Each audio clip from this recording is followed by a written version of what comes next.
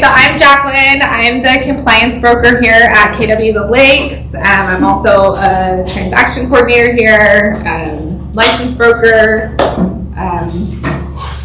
I kind of wear a lot of hats here, yeah.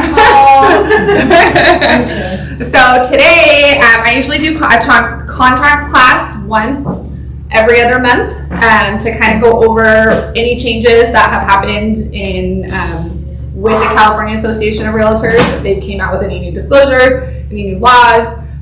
We had one a month ago, July, I think, and there was a lot of changes and disclosures. So we went over those. That class, I think, is probably on our YouTube, and that was really informative to hear about the new disclosures. But today, I'm going to go over more of the contract, the RPA. So if you have a buyer and are going to write an offer, this is what you would fill out. And so I'm going to go over that a little more in depth in some areas that get missed or things that get left out that you shouldn't leave out for your buyer. And also, if you're on the listing side, what you should be looking for in an RPA. So you don't miss something that now your seller has to cover or something like that. So I'm going to start with that, and then there's a couple other forms I'm going to go through. So you guys can follow along on the screen. The way the RPA starts is it has the agency. The agency is always the first disclosure in every contract. So if you do like a buyer's representation agreement or a residential listing agreement, the agency is going to be the first form that your client signs, and that's strictly because it initiates that fiduciary duty with you and your client, and what your responsibilities are, what their responsibilities are as a buyer or seller, and what your responsibilities are. So definitely read through this. It's very important. It establishes the relationship you're going to have with your client. So every contract will start with that form. So sometimes when I'm going over an offer with an agent, I'm like, go to page 3 of the contract, and they're on like the disclosure part. I mean the actual contract. So when I say there's disclosures ahead of the contract, that's what I'm talking about right here. So first you have the agency, then you have the Fair Housing and Discrimination Advisory, and that's just all about the fair housing laws. And so that gets signed before you even get to the offer. Then it goes down to possible representation of more than one buyer or seller. This basically means that if the same broker is going to represent each side, that's a possibility. So say KW The Lakes has a listing and your buyer goes and puts an offer and gets accepted, that's now a dual agency because it's the same broker. Even though it's 2 different agents, it's the same broker. So we have to disclose to our clients that could possibly happen. When you list your house, that could possibly happen, and it does. We get dual in here all the time. So that's what that disclosure talks about. And then wire fraud is huge. Biggest thing with wire fraud is if your client gets, especially a buyer, when they go into escrow, they have to bring in an earnest money deposit. And escrow is going to email them and send out wiring instructions. It's really important that that buyer calls escrow to verify those wiring instructions. There are scammers. I mean, we all know there's scammers everywhere. And they will they have emails. I've seen some of the emails. They look legit like emails. And it looks like escrow sent it to your client. And we've had that happen before where a wire gets sent to someone that is not supposed to be getting sent their money.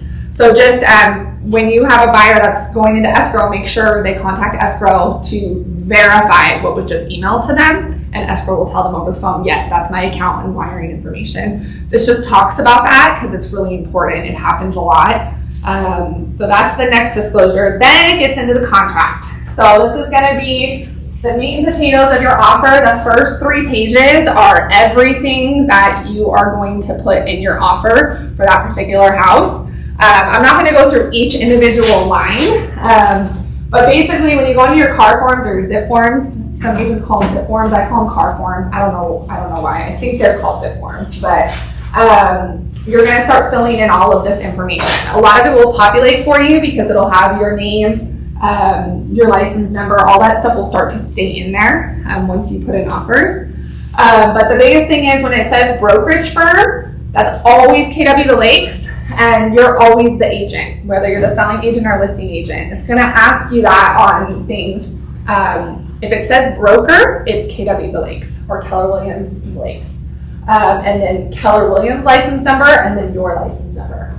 So just make sure you're doing that. Sometimes I'm seeing contracts come through and they have like the same, they'll have KW's license twice and not your own license. So just make sure your own license number is written where it's supposed to be. And it should stay there. Once you do it once, it'll stay. But just make sure you guys are checking that. Assessor parcel number gets missed a lot on the offers. So up here, where it says assessor's parcel number, that's going to be on the listing for you. It's the APN number. Just make sure you put that in.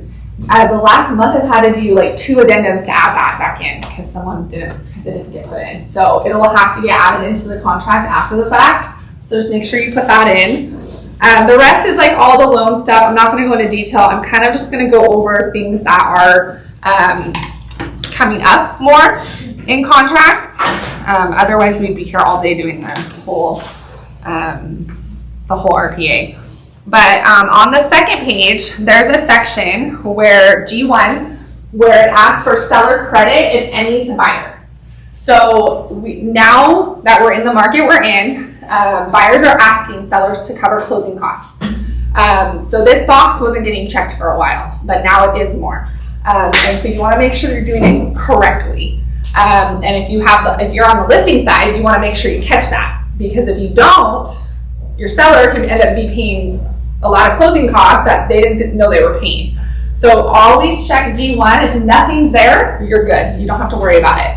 But if you, as a buyer's agent, want to ask for closing cost credit, that's where you're going to put that number. And how to determine if you're going to ask for like a certain amount of closing costs, you need to talk to the lender and see what they allow.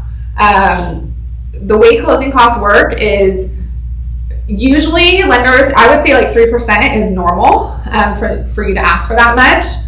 Doesn't mean the seller's going to pay it, but you just want to check with the lender and you want to see what your buyer's closing costs are. You can get a net sheet and see that. You don't want to ask for, we just saw an offer come through for like, they were asking for like $20K and I'm like, what are they doing? Like, they're not even going to use that much, you know? Like, and then the seller gets mad because they're like, why are you asking for so much, you know? So it's best to get that number from the lender, and if your clients need that help to cover the closing costs, the sellers can pay for that. You do have to remember though, when you put in an offer, say the house is listed for $600 and you put an offer at $600 and you ask for $15,000 in closing costs, the seller is now getting $15,000 less.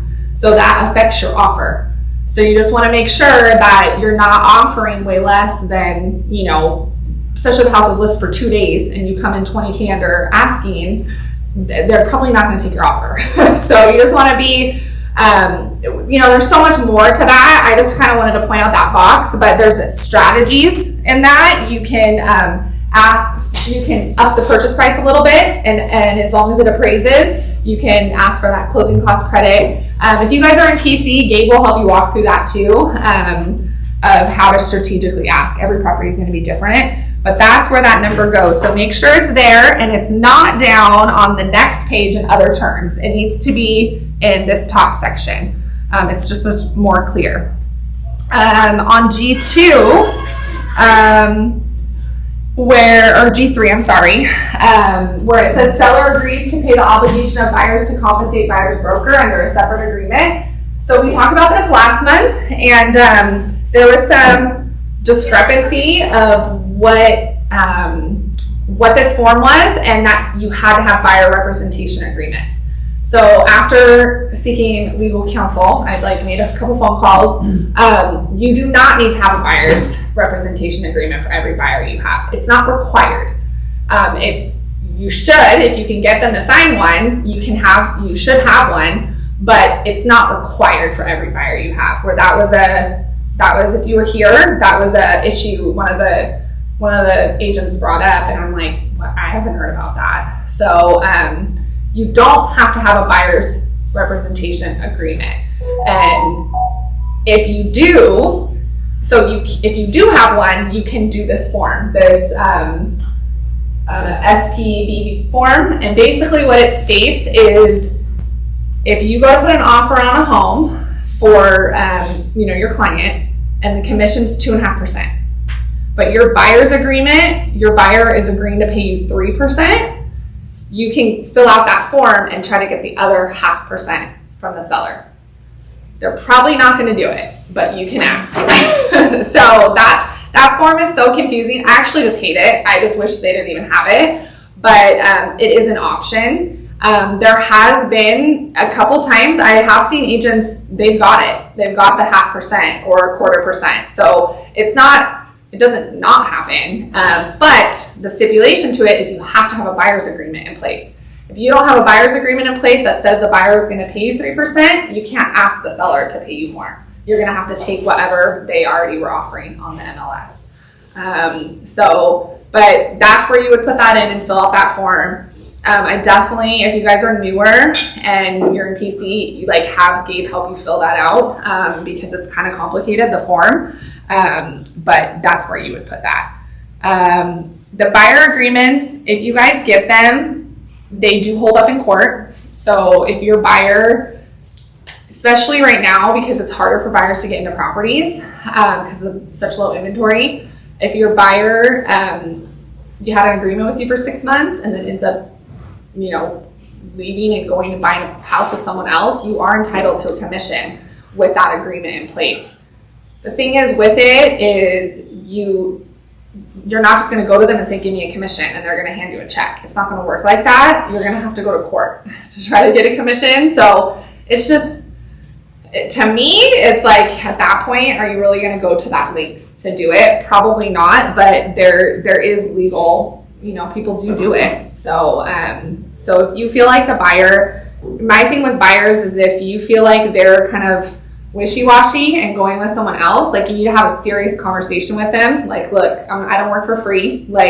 Get serious, and if they're kind of all over the place, you might have to sever that tie, and it sucks, but you don't want to waste your time. You want your client to be loyal to you like you are to them. So every case is different, but I could go on a tangent about that. So we'll just move along in the contract. So as you scroll down, there's going to be all these contingency dates, all that kind of stuff. I'm not going to go through all that because most of those things come through okay. But where we're running into some issues is in M2 and M3. So M2 is seller occupied or vacant units. And if the seller is going to stay in the home, there's forms that need to go, that need to be filled out. Whether you're filling those out with your offer or the seller's countering you that, you guys need to have these forms. So if the seller, after you close escrow, gets to stay in the home for 29 days or less, the SIP form is filled out. If it's over 30 days or more, you're going to have a lease agreement. It's called a residential lease after sale, and that's going to be filled out. So this is really important. As a buyer's agent, you want to make sure if they counter you and send you this, what that means. So your buyer's not the day escrow closes, where's my keys? And it's actually, you have 20 days before you can move in. You really need to pay attention when you get counters that have these things on them. Or if the MLS says the seller needs to stay for an extra 15 days. Let your buyers know that. It's really important because they're excited to move and they don't get their keys yet, So make sure you're aware of that and what that form, they send you the form, what are the terms of that form. The lease is a little more invasive. It's a lease. So it's a lot more than the SIP is just a certificate. It doesn't hold the same as a lease in the state of California, which is good in the sense that if the sellers didn't move out after those 15 days, it's not a whole eviction process. It's a little different because that's scary too. And so your buyer has to be aware that they're letting the seller stay in their house that they just purchased and now is in their name. So they need to keep insurance and the utilities in their name and all that stuff. So it is a liability to the buyer. So you need to make your buyers aware that, 9 out of 10 times it's fine and we don't have issues, but they do arise where sellers don't leave after the 15 days and you're you need to leave, So that can become an issue. So just make sure you guys have those forms all signed at the beginning of escrow, not at the end of the last week of escrow. Have them at the beginning. The next one that's really big, and we've had quite a few come through here this last month, the tenant occupied property addendum. I actually have the form in here, I think at the very end. So if you're showing a client a property that is tenant occupied, and you know the tenants are supposed to either be out, because you talked to the agent and they said, no, the tenants will be out before your clients close. Okay, that's fine. But we need to have this be checked, property to be delivered vacant. And this needs to be signed with your offer at the beginning before you guys open escrow. Do not open escrow unless this is signed from the other side. Because once you're in escrow, things can change and people don't sign stuff, and tenants don't want to leave a lot of times, especially right now. There's no rentals and it's super expensive. So all of a sudden, landlord goes to sell the house, seller goes to sell the house, and this tenant's been paying $1,500 a month and they can't find a house to go to. So you don't, if you have this sign that says the tenant has to move out before you guys close, you don't close escrow. You hold escrow and you will not close until they move out. And it sucks. We've had those happen and it's not fun, but it saves your buyer a lot of headache, because once that transfer happens and now your buyer owns the property and those tenants are still in there, those tenants and that buyer don't have a contract. You don't have a contract with them. So what do you do to evict them? You don't even have a contract to go to court and say, they're my renters. They're not your renters. It's a mess. They're squatters. Yeah, they're squatters, basically. So you cannot close. If you guys run into that, and call me. I'll help you guys walk through it, because you don't want to close if the tenants are not out. We just had one in here, literally just closed a couple days ago, and the selling side was like, nope, you guys are closing or we're canceling. And it's like, no, the contract said, because we had this all signed at the beginning, that your tenants will be out. We will not close escrow until it's out. They're out. And they got out. It took them a couple days more, but we wouldn't close. And the other side was mad. They were mad. They wanted to close. We're like, no, because you guys aren't holding your end of the contract either. But if we didn't have this signed, we had nothing to stand on, So you have to make sure you have this signed, especially now. Tenants are not, I don't blame them. It sucks in California. They're like, where am I going to go? They really don't have anywhere to go. So it does suck. If the tenants are going to stay, yes, Tara? I said M3. What was that? M3. Yes, M3 on the contract. Okay. Yep, M3.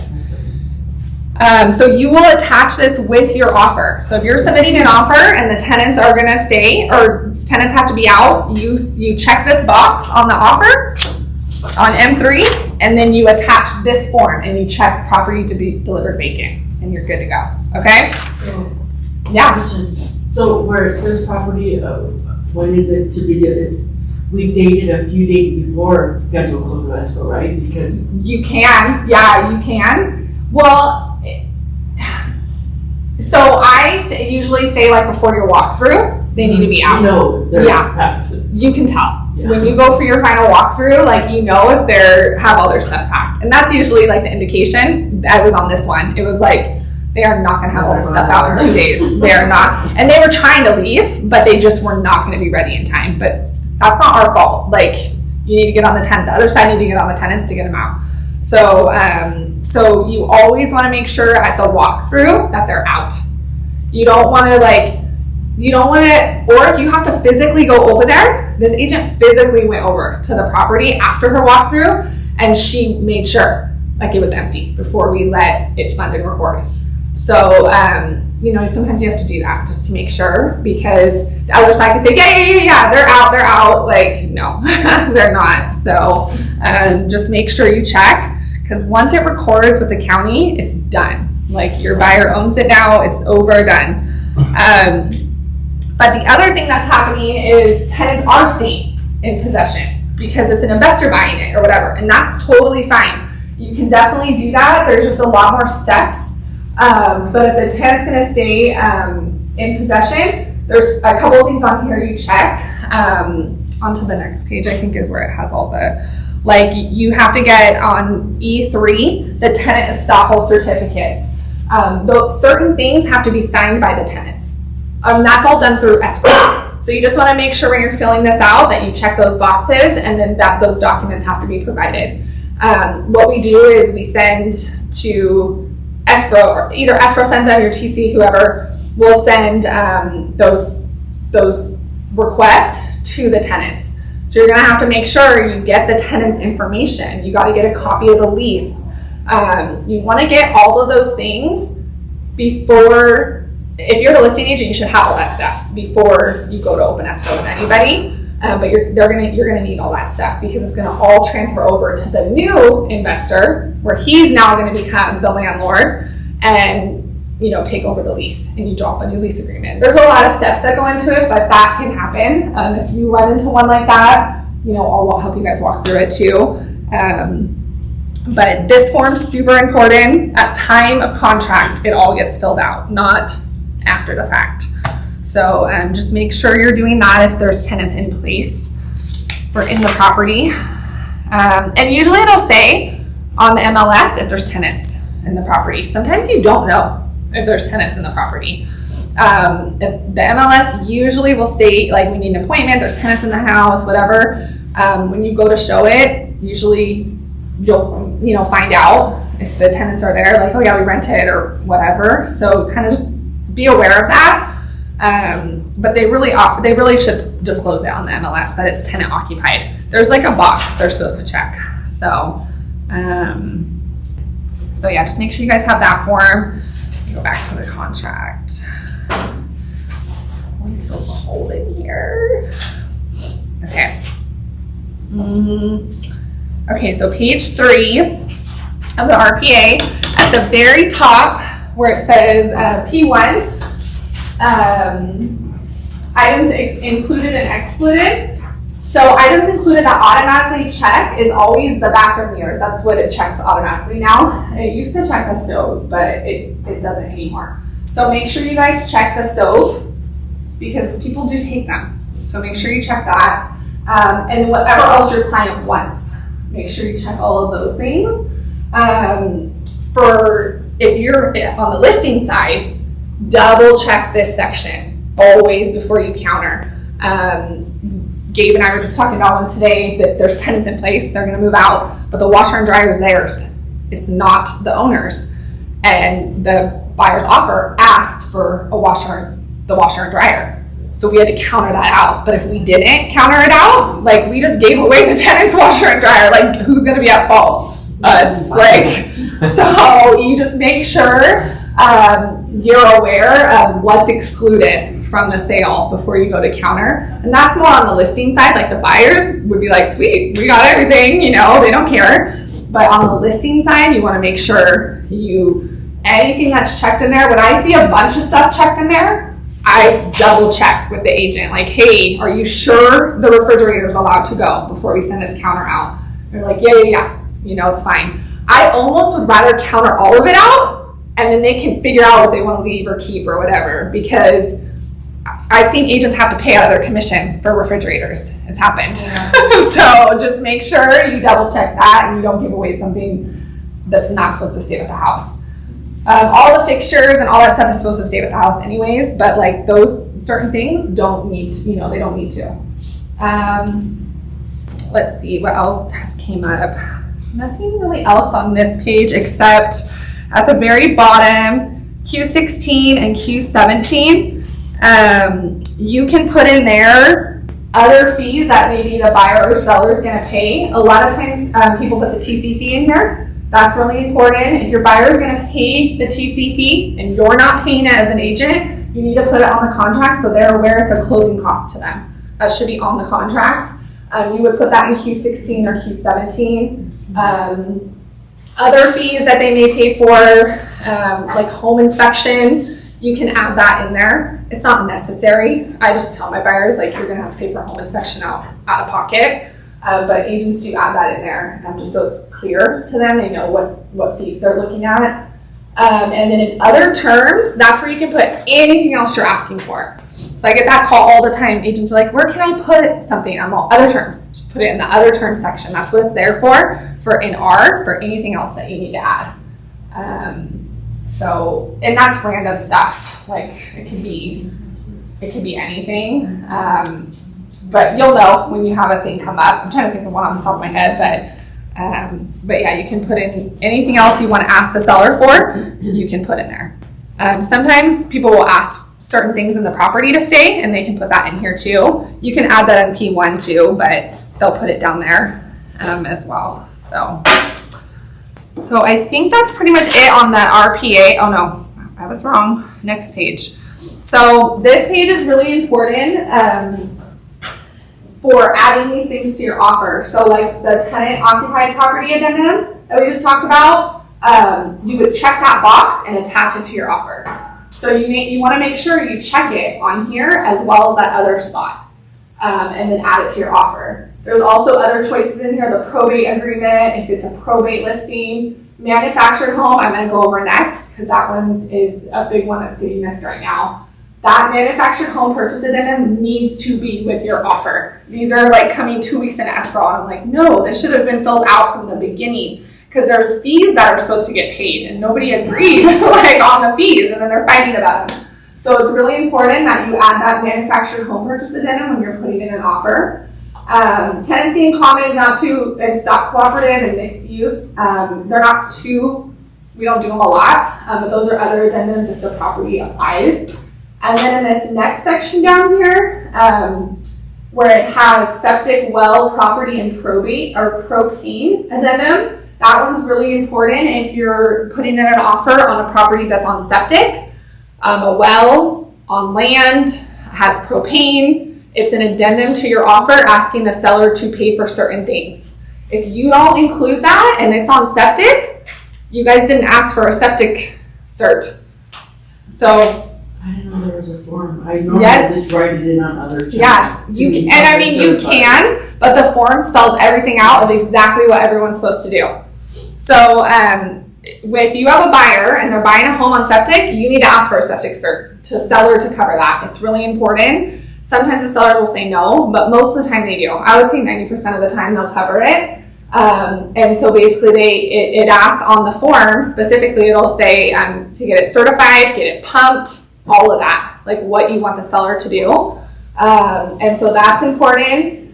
If you have, if it's on land, it talks about boundaries, like having a land surveyor, especially if it's a lot of land, you might want to have it marked. So you can ask the seller to cover that. That gets really expensive. A lot of times sellers don't want to do it, but you can ask as a buyer. And then Which one is that? it's the same form. The septic has everything on it. So it's like septic at the top, and then it has well next. I should have printed the form. Well next. So well is important. If the home's on a well, you want to make sure that it's going to get checked. So you'll check on there that, you're going to, the seller has to pay for someone to come out, get it all checked, and make sure it's pumping correctly, everything's good. And then the land would be like the surveying, and then propane's important too, because some houses have propane and they're on leased tanks or they're on owned tanks. Like what kind of tank are they on? Some of them make it where you can't change who services it. So you want to make sure you ask the seller to provide all that documentation to you. And that they get it filled for you as well. So it's full when your buyer moves in. So that form will cover all those things if it applies to your property. So it's important when you're looking at homes to kind of look at those things too. Make notes for yourself if your client's interested in putting in an offer. Like, I don't remember if I had septic. The MLS should say, but kind of be aware of that when you're showing properties. You usually know. I've been surprised. There's actually some houses I thought were on sewer and they were on septic before, especially in Elsinore. And you're like, oh, this is septic, So just make sure you're aware of that. I think that's it in the RPA. There's just a couple other disclosures I wanted to go over. Let me scroll down. There's a lot of disclosures in the contract. It's like 27 pages now or something. Okay, where am I? Okay, so the manufactured purchase addendum is a big one. We have a lot of manufactured homes around here.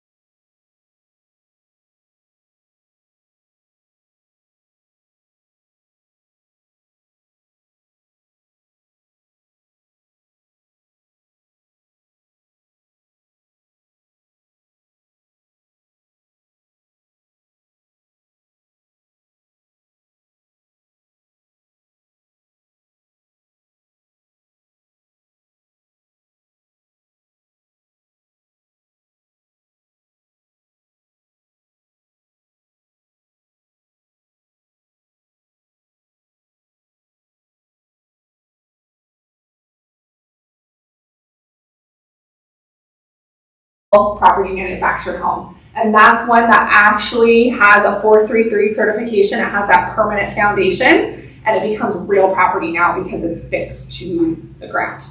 So you're gonna have to fill in the information on that. So where it's at, it'll have an assessor's parcel number. And then all this information, this additional description, is the spots that never get filled out. And that's super important to fill out because it basically describes the manufactured home. Every manufactured home has like a HCD label. It has serial numbers. It has all these numbers that identify it, and that needs to be filled out on here. The agents should have that on the MLS listing for you, but they don't always put it on there. So if you're putting in an offer, you want to make sure that you ask them for that information. Sometimes they don't have it like right away because they didn't get over there to take a picture of it or whatever, but you really should have this filled out as best as you can before you submit an offer. If for some reason we don't have all the numbers, we can go back in and fill it in through escrow, but get as much information as you can filled out on this section. The other part where it says property is on local property tax roll or annual registration and in lieu of tax, you want to check what it's on. So if it's real property, it's going to be, most likely it's going to be on the property tax roll. They're going to have property taxes just like a regular house would have. But if it's like in a park, it's most likely going to have DMV fees. It's different because it's not on, yes? Before that, we had sound go off a little bit. Oh, okay. A couple minutes. But Norma Ramirez said that whatever you just talked about saved her booty recently because a tenant took out the kitchen faucet. Oh, really? Yeah, she just wanted to share that. There's comments that people are leaving online. Oh, okay. So, yeah. So what? Someone took the kitchen faucet, but how did she? Took the kitchen faucet. Seriously? Yeah, so that's why I said that. Okay. Just thought you guys should know that. It does happen. Yeah. And everyone else that you're doing me. Oh, thank you. And the someone says hi. Hi. Hi. Sorry guys, I forgot to be reading the comments. Yeah. Just let me know if they have any other questions on there. Of course, yeah. I forget to. Yeah. Okay, and then at the bottom where it says number 6, where it says allocation of costs. So this is important because you're basically saying who's gonna pay for what. So if you didn't fill this out, you now just put it in your buyer's hands that they're gonna have to cover these fees because you didn't ask the seller to cover them. And so this is really important. So HCD fees for providing registration and title documents should be paid by seller, or any use tax charge at the point of sale should be paid by seller. You should ask that for your buyers. Those apply to the homes in the park.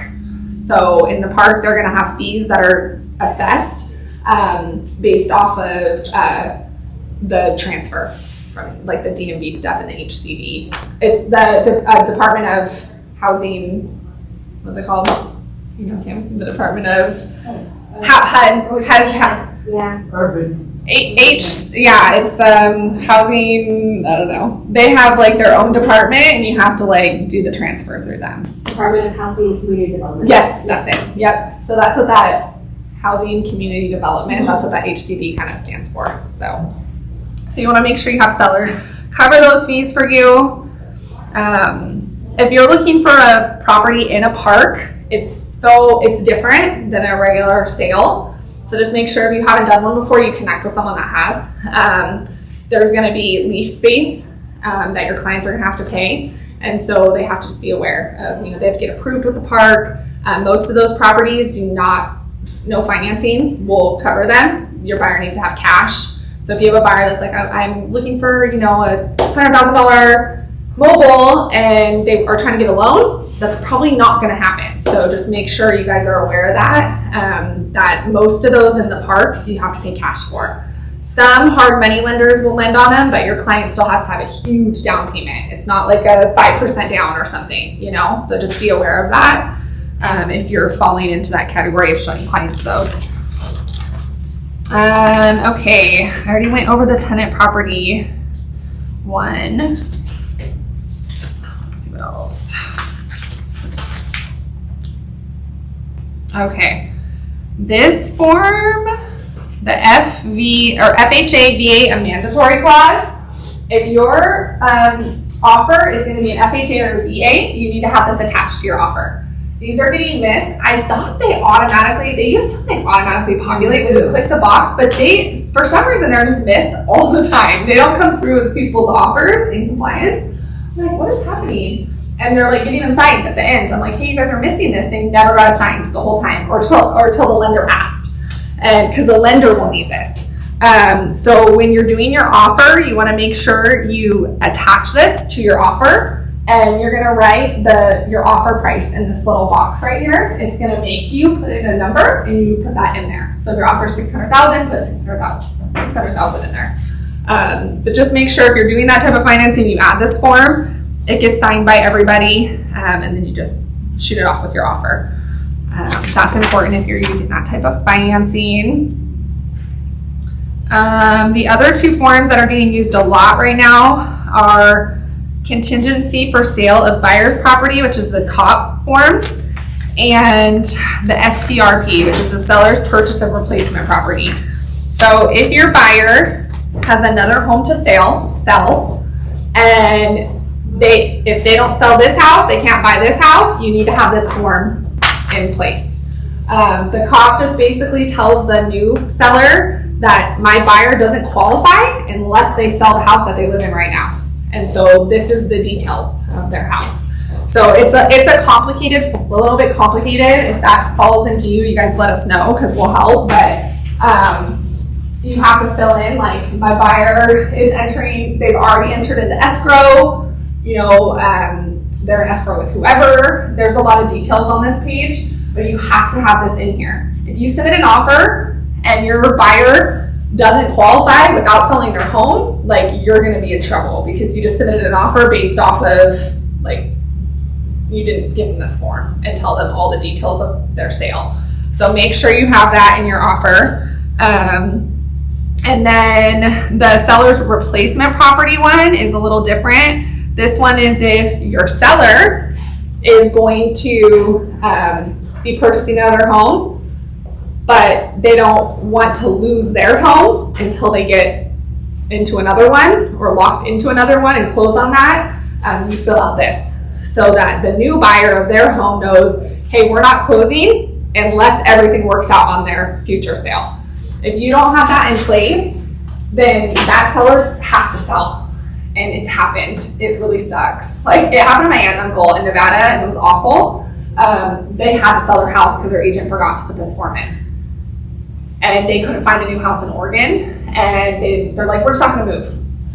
They couldn't. The buyer's like, there's no form that says your sale is contingent upon you selling. Yeah, it was bad. I felt really bad. They're happy in Oregon now, though. They did find a house and moved. But I mean, they had to because their agent didn't put this form in. After I told my uncle, like, send me the documents, even though it's Nevada, their contracts are different, but still. And you definitely want to check close of replacement property. See, that box gets missed almost, I would say, 9 out of 10 times when it comes to compliance. That's never checked.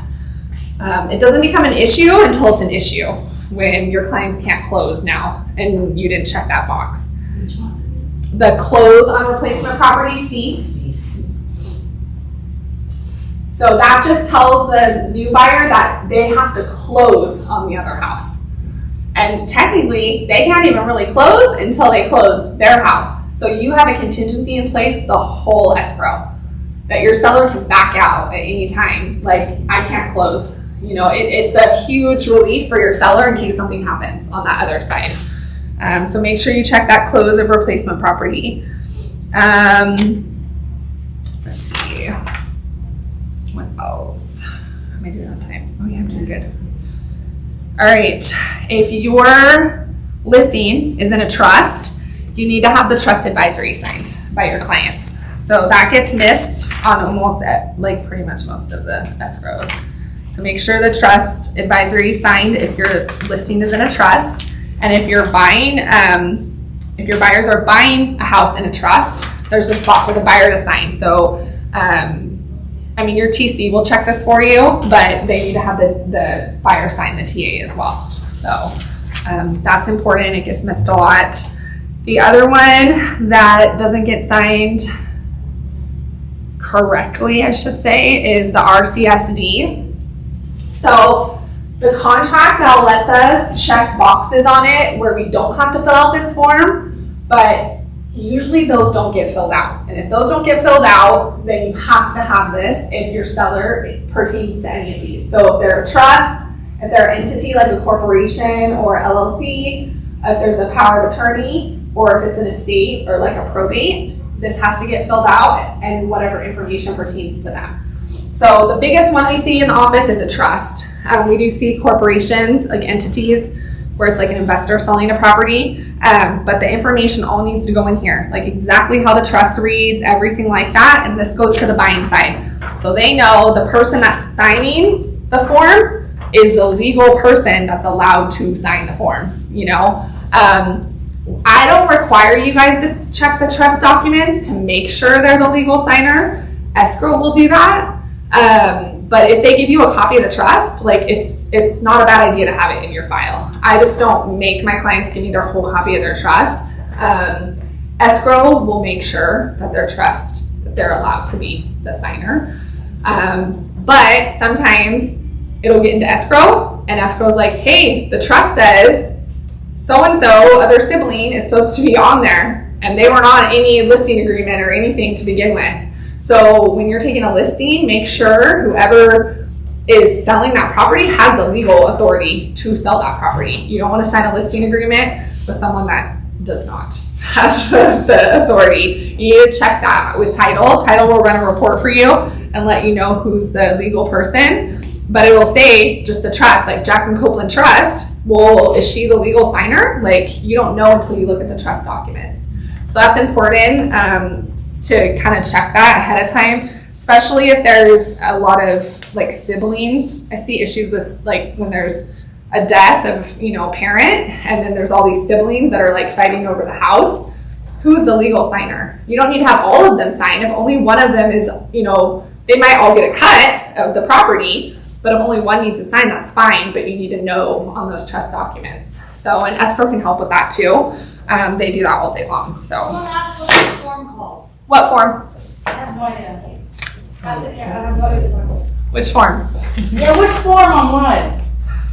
There's a lot of new forms that I hadn't seen. Do you have like a checklist? Yeah. Yeah? Mhm. Okay. Yeah, I have a checklist. Yeah, I can say. Or You got so excited, you have a checklist? I love checklists. Yeah, I have a checklist. Yes, I have a checklist for that. Yes, and it's on our page, our KW. What's our bet on KW Lakes? Go to KW Lakes is in It's on there. Yeah, If you guys go to our website, yeah, it's on there. Go to There's a KW checklist for every kinds of Lakes. transaction too. Like if there's like, you know, I'm sorry, commercial website, yes. land, there's checklists for everything on there. Yes. Thank you. So yeah.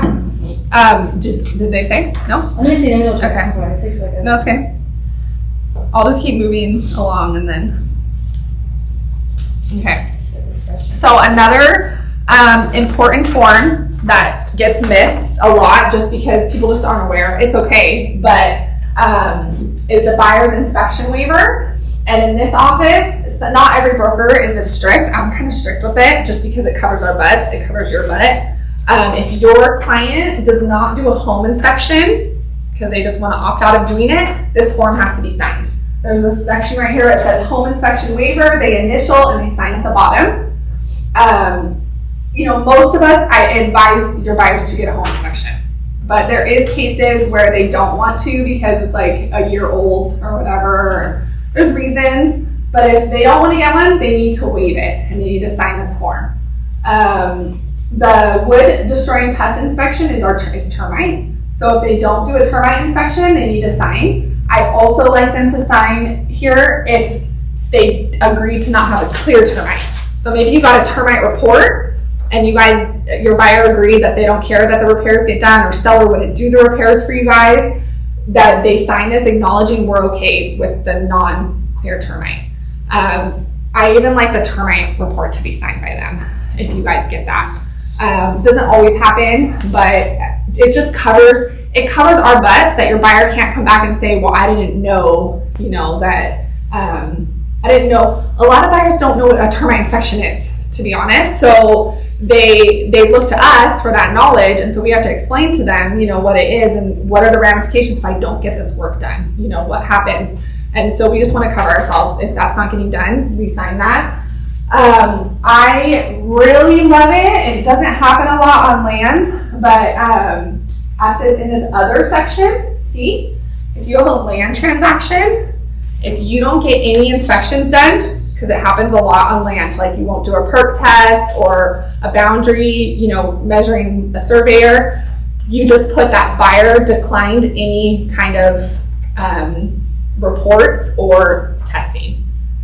It covers you because when they go to build on that piece of land and they didn't get a perk test and now they're getting a perk test and they can't build, they're gonna be like, hey, I didn't know I couldn't build on this land, and it's like, there's nothing to show that we told them to get a report done or a test done. But if they sign this saying I waived anything that I was told by my agent, it's going to cover you most likely. So land is a big one where people buy a parcel of land thinking they can build whatever the heck they want on it until they start researching and realize they can't just put a manufactured home like they wanted to. So it's really important as an agent to tell them, hey, I know you want to, this is your dream and this is what you want to do, but we need to look into that with the city. We need to look up the zoning. We need to look, perk test is going to tell you if you can even build on it. And so if they don't want to do any of those tests, that's fine. Just give them the option and then we waive it here. I wish I got these on every land, but I don't. But I wish I did. I wish I did. Because it's important. I mean, I don't know the conversations that you're having with your clients, and what tests they, declined or if they were even told that you need to go to the city and check permits. It's really important when you're selling land. It's a different animal. And so you just want to make sure that you're covering your butt and making sure your buyer is aware, what they're buying, and that they do the correct reports or inspections to make sure they can do what they want on that piece of land when the time comes. A lot of them will say, I just want to hold on to it and to gain equity. That's fine, but just have them sign this so you're protected. So that's a big one. And then the last two, we have, this is happening a lot, an extension of time addendum. Yes. If your escrow, where is it? It was like in the mix of the contract.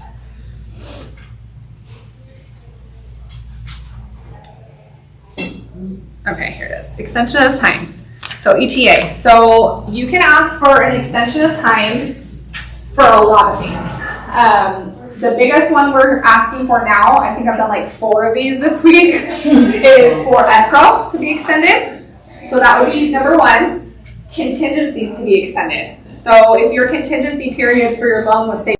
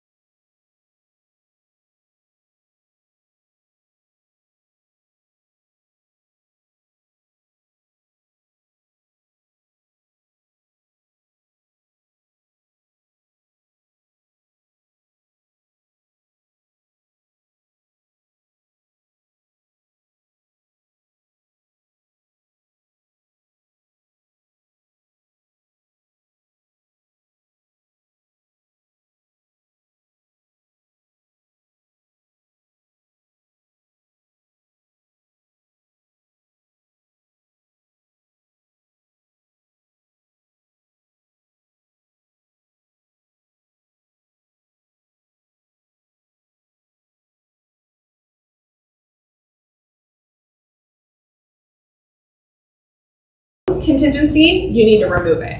And every transaction is different. Sometimes you'll get these 2 days before it's due. That's how, like, it's kind of almost becoming normal because they don't want you to go past your contingency date and give you more time. They're not going to let, in this market, sellers want to get their house back on and get another buyer in there. So you need to try to stay within your time frames as best as possible. But if they send you one of these, it's not the end all be all. What happens is you get it. So if you got it today at 2 o'clock, the time starts ticking the next day. So, and you have 48 hours. So if you get one today, you have until, you would actually have until Monday because the weekend doesn't count. It counts, but they can't send you a cancellation on the weekend. So if it was today, it would start tomorrow and it would go through midnight Saturday, and then by Monday they can send you a cancellation. So you have to meet that deadline before then. So I have 2 right now that we're working on, and they're up tomorrow at midnight. So we're like scrambling with the lender, trying to get contingencies removed and stuff. You know, it's super stressful because if you remove all contingencies and then their loan falls through, their deposit can be lost. And so it's a hard place as a buyer's agent to be because you don't want your client to lose their deposit, but you also don't want the seller to cancel a contract on you. It's like, so every deal is going to be different. They're never exactly the same. And that's when you really have to have honest conversations with your buyer. And I told this agent, you need to tell your buyer this is what's at risk. If they remove all the contingencies, they can lose their $5,000 deposit if their loan doesn't close. So you have to have those conversations with your buyer and with the lender. And if the lender, it's sometimes really hard, but the lender, if you have a good lender that you're working with, they'll advise you, you know, don't remove contingencies, or yes, the loan's okay, you know, remove contingencies. That's your hope because you want to move forward, you know. But if you get one of these, don't panic. Don't panic. But you will need to start panicking, you know. You can't just like, thank you. You can't just, you know, ignore it. You gotta start acting and, you know, working towards, you know. I will say the biggest thing in real estate is communication. Don't go dark. Even if the other side is going to yell at you, because they're probably going to yell at you, don't go dark. That's the worst thing you can do. Because that other agent and that other seller is like, they're not even communicating with me. I have no idea what's going on. The lender's not calling me. Because nobody has good news to give, so they don't want to call. But try to, you know, mend that bridge and kind of like, we're trying to get this closed, you know, and you can feel it, like with agents, like, you know, something's going on, or if you talk to the lender, like they're just stringing us along, you know, but don't just like go dark, especially if you get notice to perform, because it really sucks if you get a cancellation in your email. You're like, what? And then that's it. And your buyer's like, what do you mean? Like, it's canceled? It's canceled. Like, it's a contract. Your good news fast. Yeah. Bad news fast. Yes. So just be aware of that and staying on your time frames. That's what, you know, you just want to make sure you're trying to do that as best as possible. It's not always possible. You're not the lender. It's usually a loan thing. It's usually not anything else. Your inspection is on you. You get that done. But the loan is, appraisal and loan are things that are out of your control. So you really have to just make sure you're on top of the other side that they're doing those things. But don't panic when you get notice form. I mean, I got a call yesterday and it was like, oh my gosh, like freaking out. Like, I'm like, it's okay, we're gonna be fine. Like, let's just figure it out, you know? So yeah, I think that's it. Those are all the forms I had today for you guys. Do you guys have any questions? Any things that are popping up in your like transactions or world that you aren't sure about or anything? No? What happens if they don't respond? Like, I'm a listing agent and they're not getting back. They go dark, the other agent. Yeah. And I send them this. Does it automatically, after 48 hours, I can relist it, put it back on the MLS? Yeah, you have to do the cancellation. So you'd have your seller sign the cancellation. Once that's signed, you send the cancellation over to their side, and then that's it. the contract only has to be canceled by one party. Okay. So they can sit and not sign, and you can ask for their deposit, like say they didn't remove, well, most likely they didn't remove their contingency, so you're just gonna give them their deposit back. Because you're not gonna fight something that you're not gonna win. So, most likely they'll sign it after, but they only have to decide to sign the deposit part, not the cancellation part. Only one party has to cancel. So once that seller signs it, it's done. There's nothing the buyer can do. I have seen things mended where like the next day, they're like, okay, we're good, the loan's good. And they're like, okay, like we'll make it work. Because the seller doesn't want to start over either, you know? Exactly. But it's like, send your contingency removal, like release your deposit today, you know? And then they do that, okay, we'll move forward, you know? But that doesn't happen. I mean, it's very rare that happens. Once you send a cancellation, it's pretty much done. It's done.